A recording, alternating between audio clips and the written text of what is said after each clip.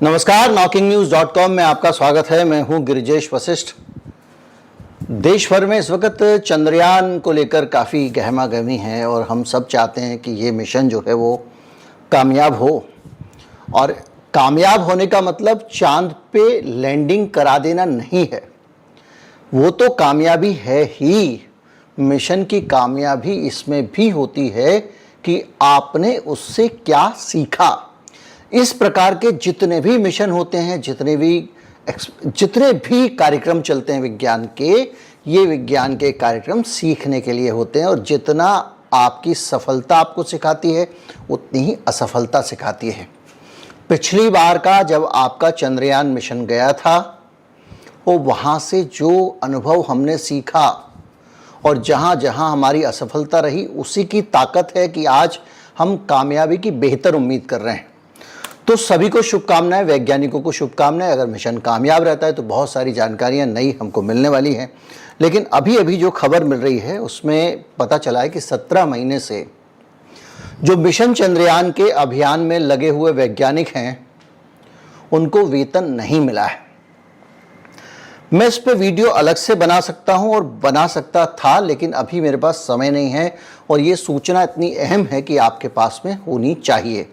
आज मैं बात करूंगा वो इससे भी ज़्यादा अहम मुद्दा इस देश के लिए है, मेरी और आपकी सुरक्षा से के लिए है, हमारे आपके बच्चे जो कॉलेज स्कूल में पढ़ने जाते हैं उनके लिए है, और इस देश का सिस्टम, इस देश के नेता, इस देश की पुलिस, इस देश के जितने भी इंस्टीट्यूशंस हैं और न्यायपालिका। इस एक खबर में आप इन सब का जो कहते हैं ना कि आपका अपनी सहानुभूति का प्रदर्शन देखेंगे और नतीजा देखेंगे। इस देश का सिस्टम किस तरह से एक बड़ा ड्रामा क्रिएट करता है और उसके बाद करता कुछ भी नहीं है। कहीं मत जाइए, चैनल को सब्सक्राइब कर लीजिए। मैं अभी हाजिर होता हूं और इसमें हम समझेंगे कि किस प्रकार हमारे देश की हर संस्था की, गृह मंत्रालय की, पुलिस की, महिला आयोग की, उच्च शिक्षा विभाग की और न्यायपालिका की नाक इस एक मामले से कट गई है। कहीं मत जाइए, चैनल को सब्सक्राइब कर लीजिए। मैं अभी हाजिर होता हूं। आज हम समझेंगे कि इस देश में पता नहीं हम किसके भरोसे हैं। मैं आया।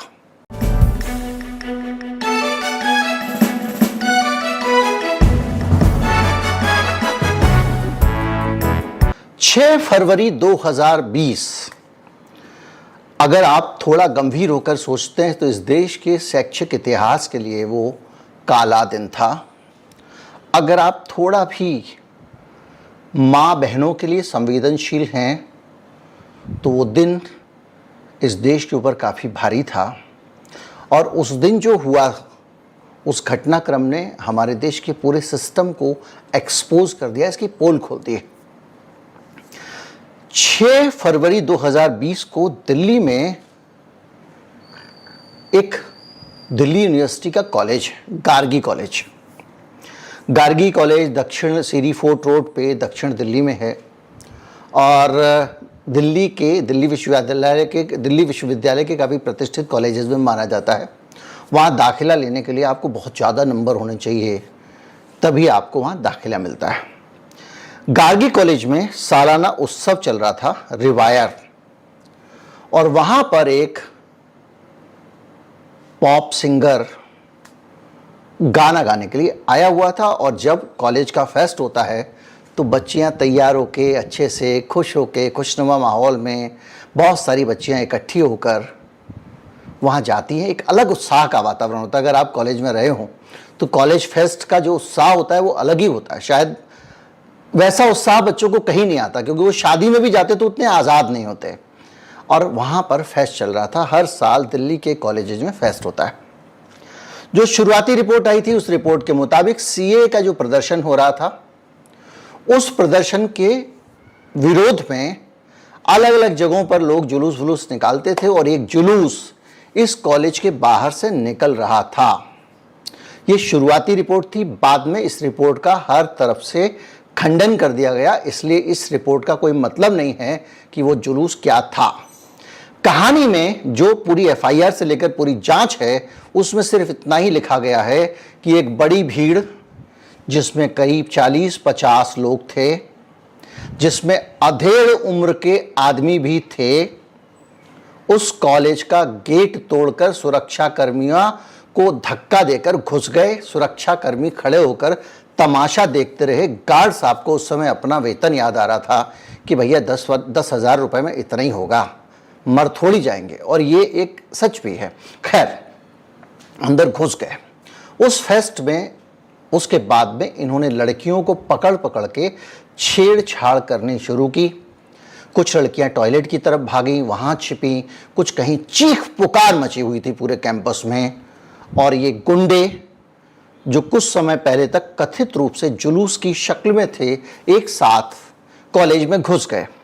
पूरी जांच ये नहीं बताती है कि वो गुंडे अगर जुलूस नहीं थे तो क्या वहां घर घर से बुलाया गया था उनको घुसने के लिए। वो सब लोग एक साथ इकट्ठा किस मकसद से हुए थे? क्या वो अंदर घुसने के मकसद से हुए थे या किसी और मकसद से आए थे और अचानक वो मौका देखकर उस फेस्ट में घुस गए?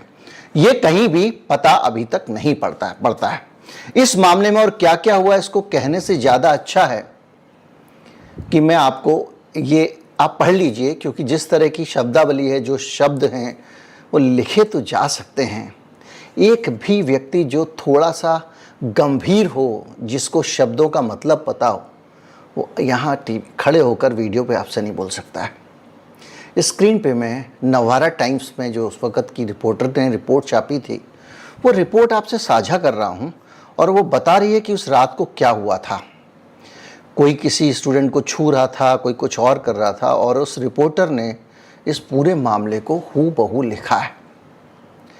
और सिर्फ नवारा टाइम्स ने नहीं लिखा है, उस वक़्त के दूसरे मीडिया हाउस, न्यूज़ 18, नेटवर्क 18। अभी आप इस पूरे मामले को समझिए। जब इसका अंजाम आपको पता लगेगा तो आपको कभी कभी शर्म आ सकती है कि हम किस देश में रह रहे हैं। कोई मुझे देशद्रोही कह सकता है, मैं स्वागत करता हूं इस चीज़ का, इस बात के ऊपर। वहां पर लगातार घंटों, 2-2.5 घंटे तक ये चला है। प्रिंसिपल मैडम ने ऐसा लड़कियों ने बयान दिया है कि वहां जैमर लगाए हुए, तो लड़कियों के मोबाइल भी नहीं चल रहे थे कि वो पुलिस को बुला सकें। ऐसा बयान लड़कियों ने दिया है उस समय। और उनका एक और कहना है कि इस घटना के बाद प्रिंसिपल मैडम ने लड़कियों को ही दोष देना शुरू कर दिया।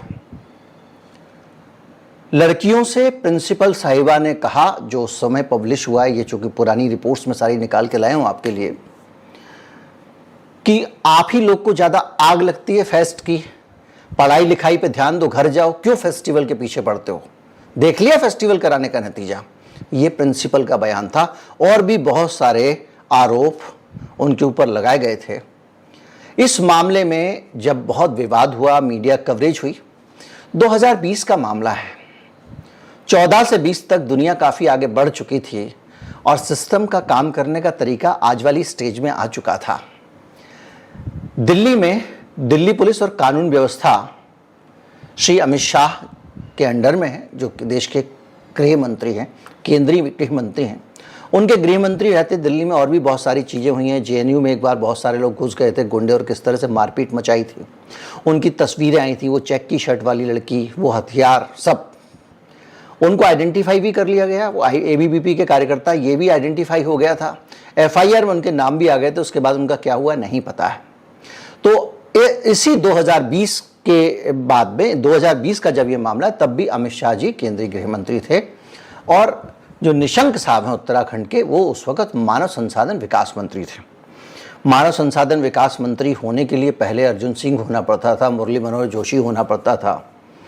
अब स्मृति ईरानी, निशंक साहब, जावड़ेकर साहब, बहुत सारे लोग बनते रहते हैं। तो ये, जबकि मानव संसाधन विकास मंत्रालय मतलब इस देश की उच्च शिक्षा को जिसे देखना है, वहाँ पर स्कॉलर्स होने चाहिए, विद्वान होना चाहिए। होंगे निशंक साहब भी विद्वान, मैं उस पर कुछ नहीं कह रहा हूँ, टिप्पणी नहीं कर रहा हूँ। लेकिन बहरहाल इस मामले में ये सारा दृश्य जो है वो सामने आया था। दिल्ली पुलिस आगे बढ़ी, उसने इस मामले पे एफआईआर करने के लिए भी बड़ी परेशानियां खड़ी कैसे की? छात्रों को बहुत विरोध करना पड़ा। छात्राओं ने, भारी भीड़ ने छात्राओं की गार्गी कॉलेज में धरना दिया।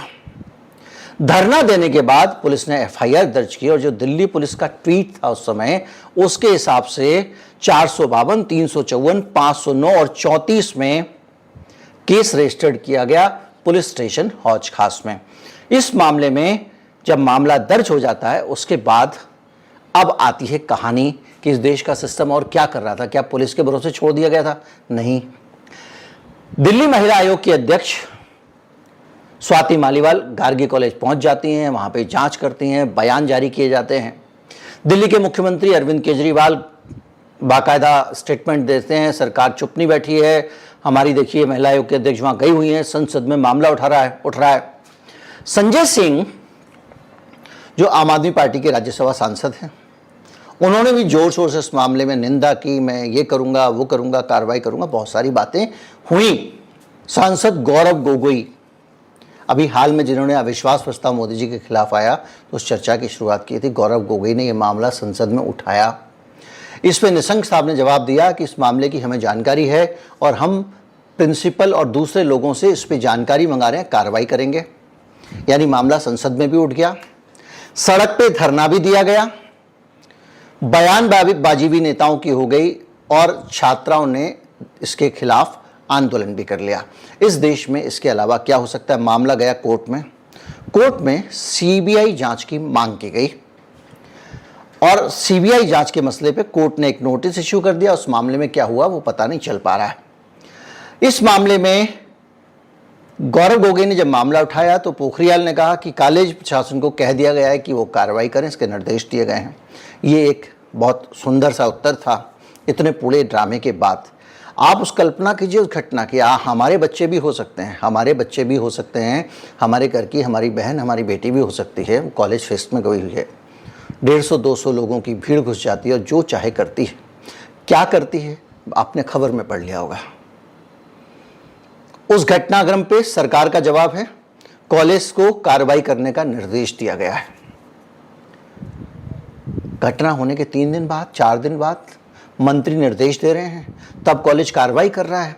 प्रिंसिपल के बारे में कहा जा रहा है कि वो कह रही है कि और करो फेस्ट। हम तो पहले ही मना कर रहे थे, तुम ही लोग को पढ़ाई से ज्यादा फेस्ट वेस्ट ही याद आती है। इस सोच के लोग जो है, अरे ये जो फेस्ट आयोजित कर रहे हैं बच्चे, ये जो सीख रहे हैं, ये सब कुछ सिखाई होती है। जो तुम्हारी किताबों में लिखा है वो सिखाई नहीं होती है। किताबों में बाद में आता है, पहले अनुभव से ज्ञान बनता है, फिर वो किताबों में घुसता है, तुम उसको रेप्लिकेट करते हो। आइंस्टीन ने जो कुछ बताया वो किताब में नहीं पढ़ा था, न्यूटन ने जो कुछ बताया वो किताब में नहीं छपा था। पहले विज्ञान को इन्वेंट किया जाता है। इसीलिए बड़ी संस्थाएं, जेएनयू जैसी संस्था, रोज दुनिया भर की वहां राजनीतिक बहस होती है, उससे जो ज्ञान उपजता है उसको पुस्तकों में लिखाया जाता है। वो ज्ञान आपको राजनीतिक विज्ञान की थ्योरियां देता है। कब तक प्लूटो अरस्तू के भरोसे रहोगे बे? खैर, अब जो है इस मामले में यह भी तय हुआ कि महिला अधिकारी जांच करेगी। 11 टीमें दिल्ली पुलिस की लगाई गई हैं। आप सोचिए, ये सब हेडलाइन आ रही है, संसद में मामला उठ गया, 11 टीमें लगाई गई हैं दिल्ली पुलिस की, महिला आयोग पहुंच गया है, केजरीवाल। आपको लग रहा है अरे वाह, इस देश के सिस्टम ने कितना गंभीरता से लिया है। महिला आयोग की टीम जा रही है, लड़कियों से मिल रही है और इस पूरे मामले में डीयू ने एक बयान जारी किया कि महिलाओं की सुरक्षा को सुनिश्चित किया जाए।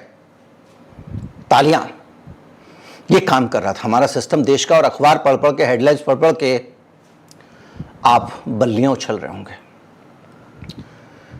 कानून व्यवस्था, दिल्ली पुलिस देश के गृह मंत्री के अंडर में, गृह मंत्री यानी अमित शाह जी। मैं नहीं जानता हूं कि वो जुलूस कौन सा था, मैं नहीं जानता हूं कि उस जुलूस में कौन लोग थे, और मैं ये भी नहीं जानता हूं कि जुलूस किसके खिलाफ निकाला गया था, क्योंकि कहीं सरकारी रिकॉर्ड में ये नहीं है और इसकी जांच करने की भी जरूरत ना तो अमित शाह जी की पुलिस ने समझी, ना दिल्ली पुलिस ने समझी, ना किसी ने समझी। अभी मैं बताऊंगा उस मामले में कौन कौन नाम सामने आए, सुनकर ही आप चौंक जाएंगे। अब ये सारी चीजें होती हैं, इस चीजों के बीच में लगातार मामला चलता रहता है और कुछ बच्चियों के बयानात आते हैं। बच्चियों के बयानात आते हैं कि इस केस में धमकियां दी जा रही हैं, मामले को उल्टा सीधा किया जा सकता है। बार बार गवाहों पे दबाव बनाया जा रहा है। ये बयान आ रहे हैं, मीडिया में छप रहा है, जांच आगे बढ़ रही है।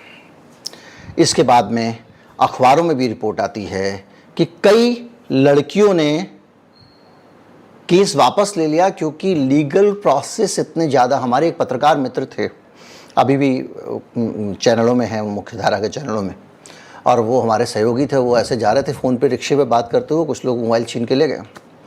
थानेदार साहब ने कहा कि ऐसा है, आपका मोबाइल दिला देके आप चिंता मत करो। उसने कहा नहीं साहब, FIR करो आप। बोले देखो FIR है ना। उन्होंने FIR करने के लिए दबाव बनाया तो थानेदार साहब ने कहा आप पत्रकार हो तो हम FIR लिख लेते हैं। उसके बाद इतना बुलाते थे उनको, हर बार बुलाते थे, कोई और मोबाइल रख देते, देखो जी पहचानो। और ये काम वो उनसे लगातार तब तक करवाते रहे जब तक इन्होंने सर नहीं पीट लिया अपना। ऐसे ही लड़कियों को लीगल प्रोसेस इतना टेढ़ा है इस देश का, या लीगल प्रोसेस बना दिया गया। इन्होंने, कई लड़कियों ने अपने केसेस विड्रॉ कर लिए। जिन लड़कियों के साथ, और ये लड़कियों के साथ नहीं हुआ था, शहर के साथ हुआ था, इस देश के साथ हुआ था, इस देश की बेटियों के साथ हुआ था, वो इंडिविजुअल उनके साथ नहीं हुआ था। उनको कहीं से कोई सपोर्ट नहीं मिला होगा, तब उन्होंने केस विड्रॉ किए होंगे ना, और वो लगातार केस विड्रॉ करती चली जा रही थी और ये सिलसिला इस देश में चल रहा था। आप कल्पना कीजिए कि ये सारी चीजें हो रही हैं, इतनी बड़ी वारदात हो जाए, उस वारदात को संसद में उठ जाए। अब उस मामले में क्या हुआ है, ये इस केस का अंजाम जानिए और अपना माथा पीट लेना। इस केस को बंद कर दिया गया है। दिल्ली पुलिस ने जो बंद करते हुए केस हाई कोर्ट में कहा, उस पे हाई कोर्ट ने अनईज, नाराजगी जताई है, इसको आप हिंदी में ट्रांसलेट करें कि हरासमेंट केस को क्लोज कर दिया गया। दिल्ली पुलिस का कहना है कि कोई भी लड़की गवाही देने को तैयार ही नहीं है, और तब जब यह मामला हुआ था लड़कियां खुल के कैमरे पे आकर बोल रही थीं। जब यह मामला हुआ था लड़कियां कंप्लेंट लिखाने गई थीं, लड़कियों ने अपने नाम से कंप्लेंट लिखाई थी। कोई आने को तैयार नहीं है, या जो आने को तैयार हुए थे, दिल्ली पुलिस जी आपने क्या उन लोगों का, आपकी जिम्मेदारी थी ना, वो आपके गवाह थे, आपको उनको, देखिए मामला, ये केस जो था ये क्रिमिनल केस था, कॉग्निजिबल ऑफेंस था। जब एक क्रिमिनल केस होता है तो उस केस को अदालत में पुलिस लेकर आती है, मुकदमा पुलिस लड़ती है। और ये जो बच्चियां पीछे हट गई हैं, कथित रूप से पीछे हटी हैं, पता नहीं क्या मजबूरी रही होगी, क्योंकि दबाव आ रहा है, ये बयान लड़कियों ने दिया। अखबारों में आया कि लड़कियां परेशान होकर बयान वापस ले रही हैं। क्या कर रहे थे आप? आपका प्रोसिक्यूशन डिपार्टमेंट क्या कर रहा था? आप चुपचाप बैठे रहे और ये केस लड़कियों ने एक एक करके विड्रॉ कर लिया, और 3 साल के अंदर, 2020 का मामला है, 21, 22, 23, और 3 साल के अंदर आपने ये नौबत ला दी कि एक भी आदमी गवाही के लिए नहीं आया। अब देखिए इसके बाद इस देश का जो अथॉरिटेरियन सिस्टम जागता है तो कैसे जागता है। सतीश चंद्र शर्मा चीफ जस्टिस हैं, संजीव नरूला, उन्होंने 5 पेज के ऑर्डर में बहुत खुशी नहीं जताई, लेकिन उन्होंने ऑर्डर जारी किया। अब इसमें क्या क्या हो सकता था? केस CBI को दिया जा सकता था, इन लड़कियों की सुरक्षा सुनिश्चित की जा सकती थी। जिन लड़कियों ने इतने गंभीर अपराध की, इतना बड़ा अपराध है, गुंडे घुस जा रहे हैं कॉलेज में 25-50, और जो मन में आ रहा है लड़कियों से कर रहे हैं, जो उनका दिल कर रहा है वो कर रहे हैं। प्रिंसिपल इस मामले में प्रोटेक्शन देने की बात नहीं कर रही है, सिक्योरिटी वैसी की वैसी खड़ी हुई है, पुलिस तमाशा देख रही है, और इस पूरे के पूरे मामले में आप उन लड़कियों की हिफाजत नहीं कर पाए। अब इस देश के सिस्टम को समझिए, 15 दिन बाद, 20 दिन बाद एक आदमी खड़ा होगा सोशल मीडिया पे, 4 चवन्नी वाला, और वो कहेगा कि इस देश की न्याय व्यवस्था नकारा है, इस देश में न्याय लोगों को मिल ही नहीं सकता, इसलिए जब जहां मौका हो वहां ठोक देना चाहिए। अरे जो निकम्मा पुलिस वाला अपने गवाहों की हिफाजत नहीं कर पाया, उनको अदालत के सामने लाके खड़ा नहीं कर पाया, उस पुलिस वाले को आप किसी की हत्या करने की अथॉरिटी देना चाहते हो? और लोग इस देश में देते हैं। अब तक 56 जैसी फिल्में बनती हैं। वो सिंघम 2 जिसमें वो लोगों को ठोक देता था, उस फिल्म को उत्तर प्रदेश में योगी आदित्यनाथ सरकार ने उसकी पुलिस वालों को दिखाई फिल्म की। देखो पुलिस वालों को कैसे कानून हाथ में लेना चाहिए। यानी पहले आप जो आपका काम ढंग से आपको करना चाहिए, जिससे अदालत से सजा मिल सकती है, उस काम को ढंग से मत करो। अदालत से लोगों को सजा आपकी काहिली के कारण नहीं मिल पा रही है, उसके बाद में आप ये कहो कि अदालत काबिल नहीं है, हम काबिल हैं, हम हत्या करेंगे। जो लोग 500-500 रुपए, 1000-1000 रुपए, 2-2000 रुपए, 5-5000 रुपए में, अक्सर पूरे डिपार्टमेंट की बात नहीं कर रहा हूं, कुछ लोग तो हैं, एक भी अगर बिकते हुए दिखाई देते हैं, वो लोग मुठभेड़ फेयर करते होंगे या करेंगे, इसकी आप आसानी से कल्पना कर सकते हैं। कभी वो सरकार के लिए मार देते हैं, कभी किसी नेता के लिए मार देते हैं, कभी पैसे के लिए मार देते हैं। ऐसे ही मुठभेड़ करने वाले लोगों ने अंबानी के घर के बाहर विस्फोटक रखा था, याद कीजिए। बहुत बड़े हीरो थे वो। तो जो भी है, इस देश की पूरी स्थिति यह है कि हम इस देश में सुरक्षित रह सकते हैं, इतना आश्वासन भी हम अपने आप को नहीं दे पा रहे, खुद को नहीं समझा पा रहे हैं। गार्गी कॉलेज की पूरी कहानी बहुत शर्मनाक है, और आखिर में जो हुआ है वो और भी शर्मनाक है। क्या हम अब, अगर कॉलेज गई हुई है बच्ची, कॉलेज के अंदर है बच्ची, कॉलेज में गेट लगा हुआ है, बाहर सड़क से लोग घुस जाएंगे और वो बच नहीं पाएगी, फिर कहां बचेगी? ये देश कितना सुरक्षित रहा? नारी सुरक्षा के खैरख्वाह बहुत सारी संस्थान हैं इस देश में, बहुत सारे स्टूडेंट्स के संस्थान हैं। ये थप्पड़ है सबके गाल पे। नमस्कार, जय हिंद।